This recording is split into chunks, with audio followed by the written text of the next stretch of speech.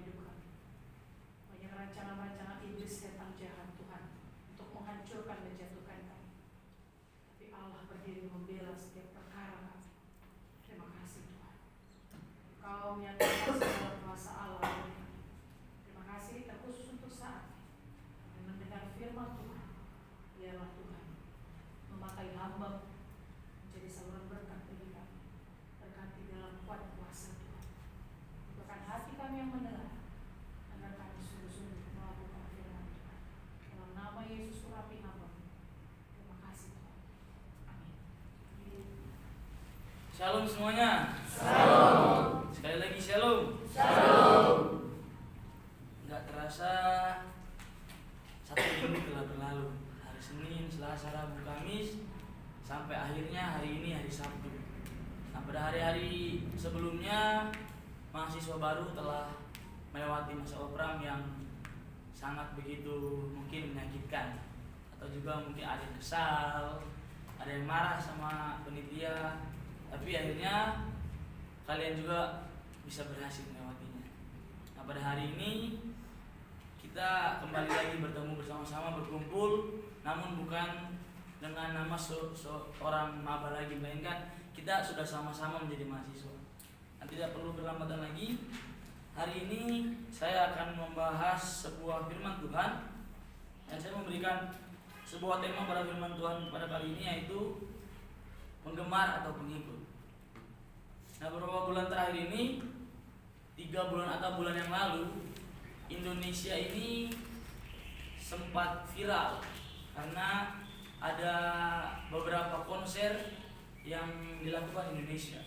Ada konser BTS, ada konser Coldplay, dan yang terakhir itu ada pertandingan Argentina melawan Indonesia. Yang dimana tiket masuk dari 3 acara ini sangatlah mahal. Tapi anehnya banyak juga orang yang tetap mengikuti. Mulai dari konser Coldplay yang harganya yang paling murah itu kalau nggak salah di harga 300-an.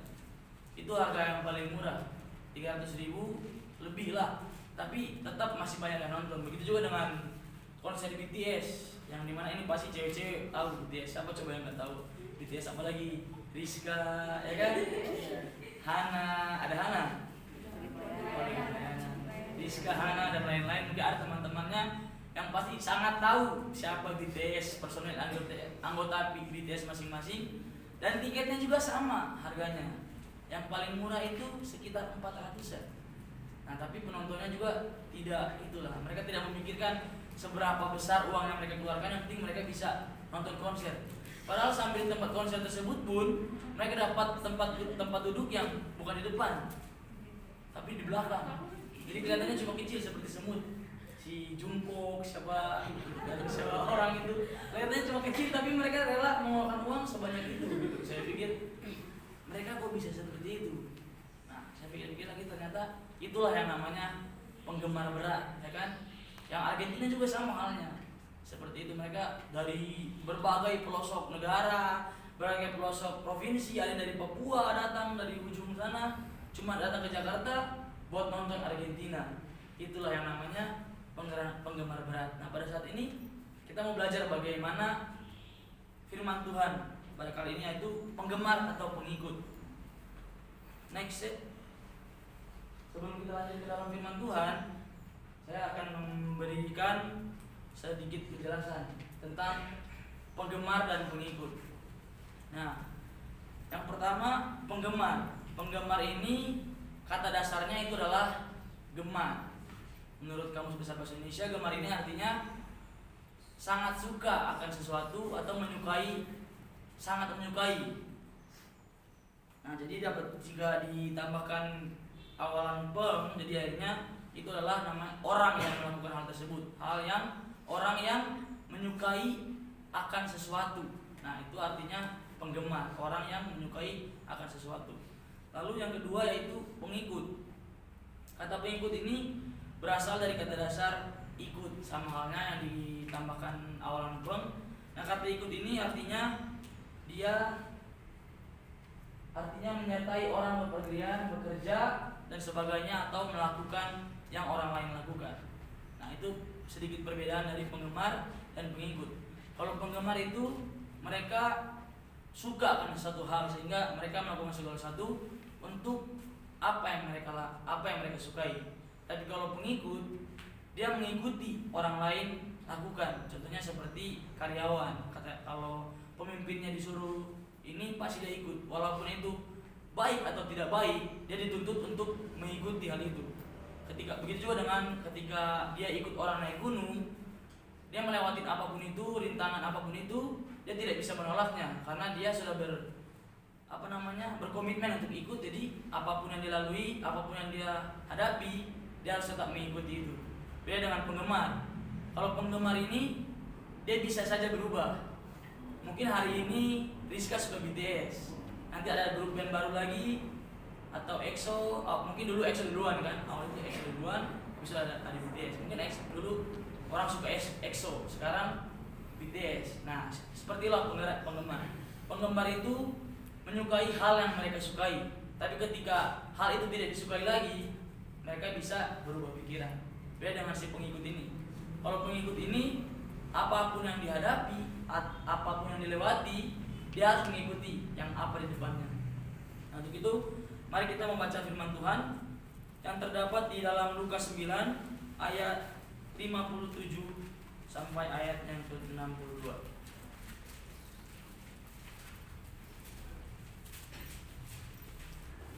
Sekali lagi, Lukas 9 ayatnya yang ke-57 sampai ayatnya yang ke-62. Yang sudah dapatkan katakan, oh ini dia. Oh ini dia. Oh ini dia. Firman Tuhan pada kali ini diberi berikut oleh RLAI, yaitu hal mengikut Yesus. Kita akan membacanya secara responsoria. Saya ayatnya yang ganjil dan Bapak Ibu Saudara-saudari ayatnya yang genap. Hal mengikuti Yesus. Ketika Yesus dan murid-muridnya melanjutkan perjalanan mereka, berkatalah seorang di tengah jalan kepada Yesus, Aku akan mengikut engkau kemana saja engkau pergi. Yesus berkata kepadanya, serigala mempunyai liang dan burung mempunyai sarang, tetapi Anak Manusia tidak mempunyai tempat untuk meletakkan kepalanya. Lalu ia berkata kepada seorang lain, ikutlah aku. Tetapi orang itu berkata, izinkanlah aku pergi dahulu menguburkan Bapakku. Tetapi Yesus berkata kepadanya, biarlah orang mati menguburkan orang mati, tetapi engkau pergilah dan berkatalah kepada Allah di mana-mana. Dan seorang lain lagi berkata, aku akan mengikut engkau Tuhan, tetapi izinkanlah aku pamitan dahulu dengan keluargaku. Tetapi Yesus berkata, setiap orang yang siap untuk membajak tetapi menoleh ke belakang tidak layak untuk kerajaan Allah. Amin. Nah, pada berikut ini sudah dijelaskan di situ hal mengikut Yesus. Nah, ketika saya membaca firman ini, sebenarnya jawaban-jawaban yang Tuhan Yesus katakan itu tidak make sense, tidak sejalan dengan apa yang orang-orang katakan. Yang pertama, orang pertama berkata, aku akan mengikuti engkau kemana saja engkau pergi. Tetapi Yesus berkata di sana, serigala mempunyai liang dan burung mempunyai sarang, tetapi Anak Manusia tidak mempunyai tempat untuk meletakkan kepalanya. Kalau kita lihat sekilas, ini tidak masuk akal. Dia bilang, Tuhan, aku mau mengikuti engkau. Harusnya kan tinggal jawab, ya boleh nak, boleh dek, silahkan ikuti. Kalau kita orang biasa kan ngomongnya seperti itu kan, langsung aja ke intinya. Tapi di sini Yesus berkata, serigala punya liang, burung punya sarang, tapi Anak Manusia tidak punya tempat untuk meletakkan kepalanya. Nah, di sini pasti orang juga berpikir, apa maksud Tuhan ini? Kan aku mau mengikuti dia. Kenapa Tuhan jawab serigala punya liang, burung punya sarang, sedangkan Anak Manusia tidak mempunyai untuk meletakkan kepalanya? Nah, inilah saya lihat bahwa Tuhan memang di sini Yesus adalah seorang Allah juga, atau dia adalah Allah karena Dia mau tahu, dia tahu isi hati orang. Seperti yang kita pernah dengar waktu KKR waktu Ibu Triana kemarin. Dia tahu walau orang itu nggak ngomong, Tuhan tahu apa isi hati orang itu. Nah, ini juga terjadi pada orang ini. Ketika orang itu berkata, Tuhan, aku akan mengikut Engkau. Lalu Tuhan menjawab itu karena Tuhan tahu apa yang diisi hati orang itu. Poin pertama, next step. Poin pertama, mengikut Yesus agar hidupnya senang. Nah, orang pertama ini berkata, Tuhan, aku ingin ikut Engkau. Nah, sebenarnya jawaban Yesus ini sangat luar biasa. Yesus berkata, serigala punya liang, burung punya sarang, manusia tidak punya tempat untuk meletakkan kepalanya. Nah, makna dari kata-kata atau jawaban Yesus ini sebenarnya dia tahu isi hati orang ini. Isi hati orang ini dia pikir kalau ikut Yesus pasti hidupnya akan selalu senang, hidupnya akan selalu enak, hidupnya akan selalu nyaman. Karena Yesus ini pada zamannya itu seperti BTS pada saat ini. Banyak sekali orang yang mengemari Yesus. Banyak sekali orang yang menyukai Yesus karena perbuatannya yang ajaib. Mungkin akhirnya orang ini pun mendengar, wah ada Yesus di sana. Nah, akhirnya dia pergi ke sana dan berkata, Yesus, aku ingin mengikut Engkau. Tapi Tuhan telah tahu dulu. Ternyata orang ini enggak benar-benar ingin ikut aku. Dia mengikut aku karena punya alasan. Karena kalau dia pikir ikut Tuhan itu pasti akan enak, akan senang. Dan akhirnya Yesus pun menjawab, serigala punya liang, burung punya sarang, aku nggak punya apa-apa. Yesus bilang begitu. Arti dari kata firman Tuhan tadi itu seperti itu. Serigala aja punya lubangnya, gitu. Burung punya sarang, tapi aku, anak manusia datang ke dunia ini tidak punya apa-apa. Lantas kalau kamu mendapatkan kesenangan daripada aku, tidak ada.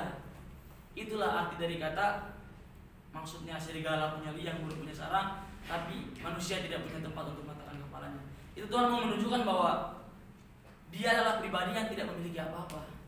Lantas untuk apa kamu mau mengikuti aku? Kalau kamu mau cuma senang saja, kalau kamu mau cuma enak aja, jangan ikut aku. Kerja, dapat duit yang banyak, biar bisa jadi orang kaya, senang hidupmu. Tapi kalau kamu ikut aku, yang ada apa? Pahit, sakit, caci maki, dibilang so suci lah, so bener lu, kayak lu udah bener aja. Itu yang akan kita hadapi kalau kita mengikuti Yesus. Harus pikul salib. Gak ada yang namanya senang-senang, itu tidak ada dalam mengikuti Yesus. Akhirnya orang ini pun diam, tidak berkata-kata lagi, karena langsung Dan orang-orang ini juga kalau kita baca di referensi lain di Matius atau Markus, itu bahwa orang ini sebenarnya adalah seorang hakim, ahli Taurat. Jadi sebenarnya dia udah tahu arti dari kata-kata Yesus tuh, udah tahu. Jadi dia tidak menanyakan lagi apa artinya, karena dia udah tahu ternyata itulah maksud arti Tuhan. Sehingga dia pun terdiam dan tidak bertanya lagi. Lalu yang kedua, menunda panggilan Tuhan. Ada orang kedua di sini. Lalu ia berkata kepada seorang yang lain, ikutlah aku. Tetapi orang itu berkata, izinkanlah aku pergi dahulu menguburkan bapakku. Tetapi Yesus berkata kepadanya, biarlah orang mati menguburkan orang mati, tetapi engkau pergilah dan beritakanlah kerajaan Allah di mana-mana. Nah, jawabannya juga sekali lagi tidak masuk akal. Izinkanlah aku menguburkan bapakku. Langsung Yesus jawab, orang mati biarkanlah menguburkan orang mati. Kalau kita secara manusia berpikir, bagaimana bisa orang mati menguburkan orang mati? Ya kan? Bagaimana bisa orang mati menguburkan orang mati? Sekali lagi Tuhan Yesus menjawab dengan cara yang tidak masuk akal. Yang akhirnya orang harus kembali lagi berpikir ketika membaca firman Tuhan ini. Dan juga kalau orang berpikir yang liberal atau yang salah, mereka bisa berpikir, wah bahaya Yesus ini. Masa dia tidak mengizinkan orang lain untuk menguburkan bapak orang tuanya? Sedangkan firman Tuhan aja mengajari, hormatilah orang tuamu. Tetapi ketika kita menguburkan orang tua kita, Tuhan Yesus malah berkata seperti itu. Itu kembali lagi, Tuhan Yesus Maha tahu. Dia berkata bukan berarti tidak ada artinya. Ada artinya. Karena orang ini sebenarnya berbeda daripada orang yang pertama tadi. Yang pertama tadi dia yang mengungkapkan ingin mengikuti Yesus. Tapi orang ini mungkin dalam hatinya ingin mengikuti Yesus, sehingga akhirnya Tuhan mencoba memanggil dia, ayo ikut aku. Tetapi ada berat dalam hatinya, masih ada yang harus dia lakukan. Sabarlah Tuhan, orang tuaku udah tua. Ini maksudnya belum mati sebenarnya. Seandainya kalau udah mati, orang itu pasti nggak akan ketemu Yesus. Kalau seandainya orang tuanya udah mati, pasti dia mengumpulkan dulu orang tuanya. Kalau seandainya orang tuanya benar-benar mati kan, gak mungkin dia datang ke Yesus. Pasti Yesus jawab, ngapain kau orang tuamu mati kalau kamu kesini? Itu yang pertama. Sebenarnya dia tidak mengatakan hal yang sebenarnya. Dia berkata seperti itu supaya menunda panggilannya dia. Ketika Tuhan panggil dia berdalih, sabar Tuhan, aku kuburkan dulu orang tuaku. Yang sebenarnya orang tuanya sebenarnya belum mati, namun mungkin dalam masa tua. Dan akhirnya Yesus berkata, biarlah orang mati menguburkan orang mati. Yang artinya biarlah orang tua menguburkan orang tua. Karena di kampung kita pasti juga ada orang tua yang lain kan.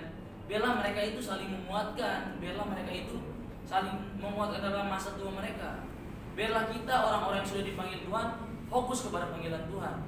Jangan lagi berdalih, sabar Tuhan, orang tuaku masih sakit-sakit di rumah, izinkan dulu lah sampai orang tua aku sembuh, baru aku melayani Tuhan, baru aku ikut Tuhan.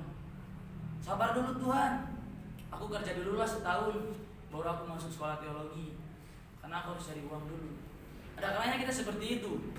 Hati kita memang ingin melayani Tuhan, hati kita ingin serius sama Tuhan, tapi pikiran kita masih berpikir, gimana kalau aku ikut Tuhan? Nah, orang ini sebenarnya lebih mengenal Yesus daripada orang yang pertama. Mungkin dia lebih mengikuti Yesus lebih dahulu. Jadi akhirnya dia tahu kalau mengikuti Yesus pasti sulit, pasti susah. Ini berbeda, orang kedua ini berbeda karena dia lebih mengenal Yesus lebih dalam. Dia tahu kalau ikut Yesus itu susah. Dia seperti orang yang tadi pertama, dia hanya mendengar dari orang, akhirnya dia cuma tahu oh Yesus itu senang gini-gini. Tapi orang ini mungkin lebih dahulu mengikuti Yesus dahulu. Jadi akhirnya ketika Yesus memanggil dia tahu bahwa itu bukan hal yang mudah. Jadi akhirnya sabar Tuhan, masih ada nih tugasku yang lain aku kerjain. Masih ada adikku yang kecil belum selesai sekolah, tunggulah adikku selesai sekolah dulu, baru aku jadi hamba Tuhan. Tunggulah aku main game dulu bentar, baru baca Alkitab. Disuruh WL, aduh Kak, janganlah Kak, kan aku kemarin baru WL. Janganlah Kak, aku baru ini. Itulah namanya menunda panggilan. Yang seharusnya itu adalah kesempatan kita untuk mengikuti Yesus, tapi karena ada pilihan lain yang kita pikirkan, jadi akhirnya kesempatan itu pun hilang seperti orang ini. Yang seharusnya kita bisa dekat dengan Tuhan, kita bisa nyaman dengan Tuhan. Namun ketika kita memikirkan yang lain dan kita menunda panggilan Tuhan, akhirnya kita pun tertunda untuk menjadi pengikut Yesus. Untuk itu saya harap kita semua ada di sini tidak ada orang yang menunda-nunda. Amin. Amin. Yang ketiga, masih terikat dengan hal duniawi. Nah, selanjutnya ada orang yang ketiga. Ayat ke-61 sampai ayat yang ke-62, minta satu orang membacakannya.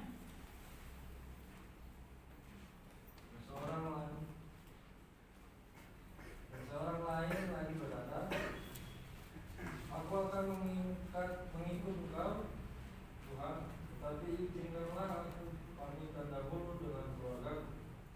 Tapi Yesus berkata, setiap orang yang siap untuk membaca tetapi menoleh ke belakang tidak layak untuk kerajaan Allah.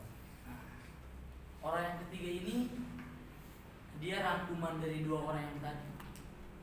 Dia yang pertama kan dia mengucapkan kepada Tuhan, aku ingin mengikuti Engkau Tuhan. Sama juga orang ketiga ini juga berkata seperti itu. Tetapi dia sudah tahu bahwa mengikuti Tuhan ini tidak senang, maka ada tapinya. Ketika dia berkata, aku akan mengikuti Engkau Tuhan, tapi izinkanlah aku dulu berpamitan kepada keluarga. Sekali lagi Yesus menjawab hal yang tidak masuk akal lagi. biarkanlah orang membajak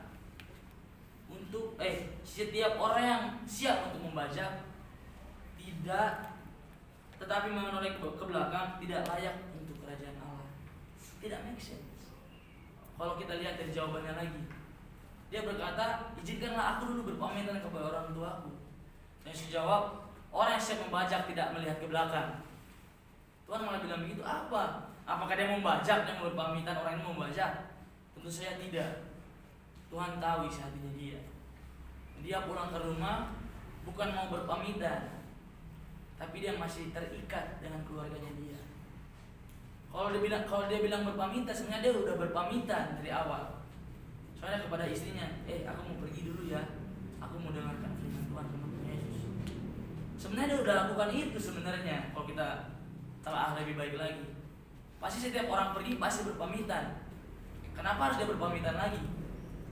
Karena ketika dia mengikuti Yesus, dia berpikir mungkin dia tidak akan kembali, mungkin dia akan tidak hidup lagi ketika dia mengikuti Yesus. Dia akhirnya dia berkata, Tuhan, aku akan mengikuti Engkau, tapi izinkan aku berpamitan dulu. Ini adanya keterikatan dengan keluarganya dia. Yang seharusnya dia sudah siap untuk membajak, dia malah menengok ke belakang. Yang seharusnya dia sudah menanam padi, dia malah menengok ke belakang. Dan akhirnya bajakannya dia pun tidak akan terbajak dengan baik, karena sedikit-sedikit lihat ke belakang, sedikit-sedikit lihat ke belakang. Seperti itu. Contohnya, kita punya, memang setiap orang punya masa lalu yang berbeda-beda. Ada yang masa lalu kelam, ada yang masa lalu yang bahagia. Tapi ketika kita memilih untuk mengikuti Yesus, kita harus siap melepaskan itu semua. Jangan lagi ketika kita mengikuti Yesus, kemarin kayaknya aku gak gini deh, kayaknya hidup aku kemarin lebih enak daripada yang sekarang nih. Itu menunjukkan kita bahwa kita terikat dengan hal itu. Kalau kita telah mengikuti Yesus, jangan lagi terikat dengan hal itu. Fokus pada tujuan. Kalau kita membajak, lihat ke depan, bajak dengan baik. Jangan lagi lihat ke belakang. Aduh, dulu saya berdosa banget. Kira-kira saya layak nggak untuk naik? Ada kalanya kita berpikir seperti itu. Kita masih terikat dengan hal yang duniawi. Mungkin ada orang tuanya yang kaya, punya segalanya, dia ikut Tuhan. Terus dia mikir, aduh, ternyata ikut Tuhan seperti ini, gak enak. Kalau coba aku di rumah, tidur, main HP, nonton, makan, BAB, BAK, buang air kecil, semuanya bebas. Tapi ketika kalian datang di sini, kita datang di sini, baru kita tahu ternyata seperti ini ikut Tuhan. Dimana harus bangun pagi, harus baca renungan, semuanya kita lakukan demi kemuliaan nama Tuhan. Kalau kita masih terikat sama Tuhan, kita nggak bisa jadi pengikut Tuhan. Kita hanya jadi penggemar. Kita hanya menyukai sosok Kristus. Wah, Yesus itu baik, sangat baik dalam kehidupan saya. Yesus itu luar biasa. Kita hanya menyukai kepribadiannya dia. Tapi ketika kita tahu ikut Yesus begini, udah nggak berakar. Ternyata begini ikut Tuhan, nggak enak, pahit, harus menahan diri. Baru kita tahu ternyata tidak seperti yang kita bayangkan menurut Kristus. Nah, next step. Yuk kita buka Alkitab kita lagi yang terdapat dalam Markus 1 ayat 16 sampai 20.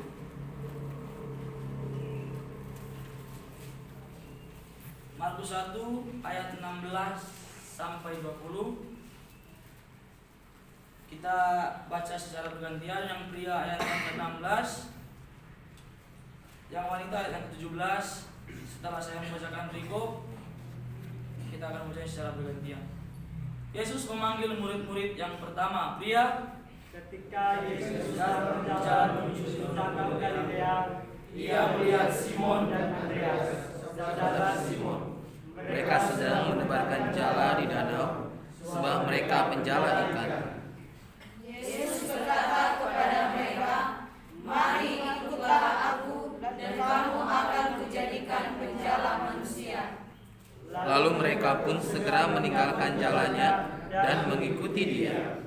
Dan setelah Yesus meneruskan perjalanannya sedikit lagi, dilihatnya Yakobus anak Zebedeus dan Yohanes saudaranya sedang membereskan jalan di dalam perahu. Yesus segera memanggil mereka, dan mereka meninggalkan ayahnya Zebedeus di dalam perahu bersama orang-orang tuannya, lalu mengikuti dia. Kalau kita bandingkan perikop ini dengan perikop yang tadi, menurut teman-teman adakah perbedaan? Ada. Apa itu? Semuanya terjelaskan. 3 hal yang tadi yang mereka katakan itu semua terjawab di sini.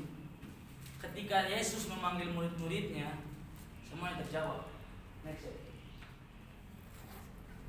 Simon dan Andreas saudaranya, apakah mereka menunda panggilan? Tidak. Ayat yang 17. Yesus berkata kepada mereka, "Mari ikutlah aku dan kamu akan kujadikan penjala manusia." Ayat 18. Lalu mereka pun segera meninggalkan jalannya dan mengikuti dia. Ini ayat 17-18 sangat jelas di situ dikatakan. Yesus berkata, "Mari ikutlah aku." Apa yang mereka lakukan? Segera meninggalkan jalannya dan mengikuti dia. Tidak lagi berkata, "Sabar Tuhan, kami belum dapat ikan nih. Tunggulah, saya dapat ikan dulu, baru aku ikut Tuhan." Di situ tidak dikatakan seperti itu. Di sana dikatakan segera. Segera artinya langsung beresin jalannya, ikut Yesus. Next. Yakobus dan Yohanes, bagaimana dengan mereka? Ayat yang ke-20. Yesus segera memanggil mereka dan mereka meninggalkan ayahnya Zebedeus dalam perahu bersama-sama orang upahannya, lalu mengikuti dia. Di sini Yakobus dan Yohanes adalah orang yang bisa kita sebut punya kuasa atau punya uang, karena di situ ditulis ada upahan. Berarti dia memiliki pengerja atau pembantu dia. Dia memiliki orang yang berada. Nah, ketika Yesus memanggil dia, mereka langsung apa? Meninggalkan ayahnya, lalu mengikut Yesus. Meninggalkan ayahnya dan orang upahannya. Kalau kita bandingkan dengan ayat yang tadi, orang yang mencari keuntungan, buat apa Yohanes dan Yakobus ini mengikuti Yesus? Punya pekerja, iya. Mungkin perahu-perahu itu dia juga yang punya. Jadi akhirnya mereka membantu dia untuk mencari ikan. Dalam hal segi keuangan, Yakobus dan Yohanes ini punya lebih. Tetapi ketika Yesus memanggil mereka, mereka langsung pergi. Udah tinggalin aja. Ada yang lebih penting daripada itu. Ada yang lebih penting daripada sebuah uang. Ada yang lebih penting daripada, memang orang tua itu penting, tapi jangan jadikan orang tua sebagai alasan untuk menunda panggilan teman-teman. Jangan jadikan orang lain untuk menunda panggilan saudara-saudara dan saya di sini untuk menjadi hamba Tuhan. Mari kita tiru murid-murid pertama ini yang Yesus panggil. Ketika Yesus panggil langsung segera, tanpa tunda, tanpa bilang sabar Tuhan, tapi tidak ada kata itu. Tidak ada ngomong tapi, sabar, nanti. Di situ ditulis segera. Next ya. Nah, coba kita buka sama-sama Matius 7 ayat 22 sampai 23. Matius 7 ayat 22 sampai 23. Kita bacanya bersama-sama. Amin. 2, 3. Pada hari terakhir Banyak orang akan berseru kepadaku, Tuhan, Tuhan, bukankah kami bernubuat demi nama-Mu dan mengusir setan demi nama-Mu dan mengadakan banyak mukjizat demi nama-Mu juga? Pada waktu itulah aku akan berterus terang kepada mereka dan berkata, aku tidak pernah mengenal kamu.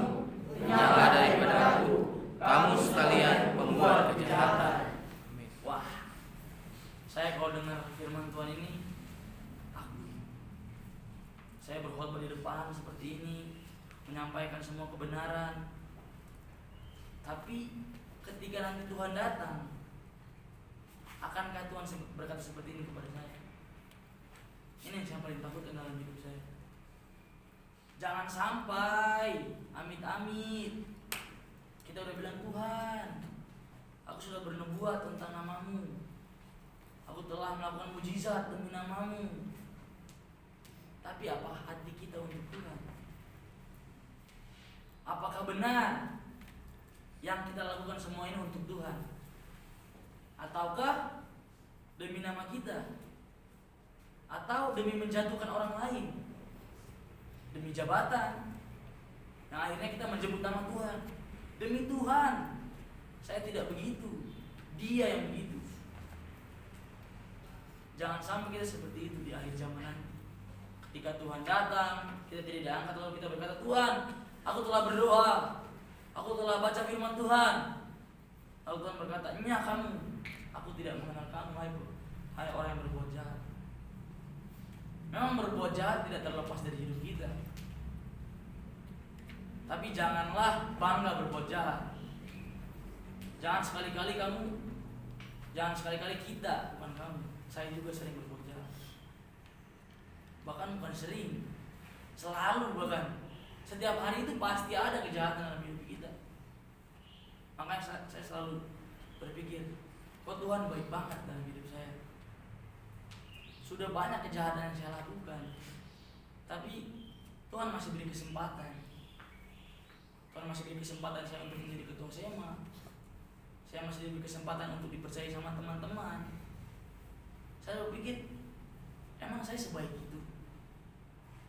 Enggak. Banyak kejahatan yang saya lakukan, banyak sekali, yang teman-teman tidak tahu. Tapi Tuhan tahu. Tuhan tahu, tapi Tuhan mau saya dan teman-teman berubah. Bukan malah diam aja. Udah dikasih tahu begini, kamu berubah ya dek, kamu berubah ya nak, jangan begini ya. Iya kak, iya bu. Tapi cuma sekitar dikata doang. Ada sebuah lagu mungkin om suka yang berkata, ku renungkan firman-Mu siang dan malam, ku pegang perintah-Mu tak ku lakukan. Kita seringkali begitu. Kita berkata kita merenungkan firman Tuhan setiap hari, kita pegang janjinya, tapi tak ku lakukan. Tak kulakukan. Iya. Holland hata-hata. Kita seringkali begitu. Bahkan bukan sering, mungkin selalu. Ini saya mungkin berdiri saat ini saya berdiri berkata seperti ini. Ini setelah dulu bisa saja saya orang hata-hata. Setelah saya lepas jas ini, lepas baju ini, udah omong kosong lagi yang saya katakan. Tapi mari kita sama-sama belajar pada pagi hari ini. Biarlah kita tidak menjadi penggemar. Jangan kita ikut Yesus karena kita suka, tapi biarlah kita ikut Yesus karena kita mau mengikuti Yesus, bukan karena kita suka. Amin. Amin. Siap ikut Yesus? Siap. Saudara sendiri yang mengatakan saudara siap.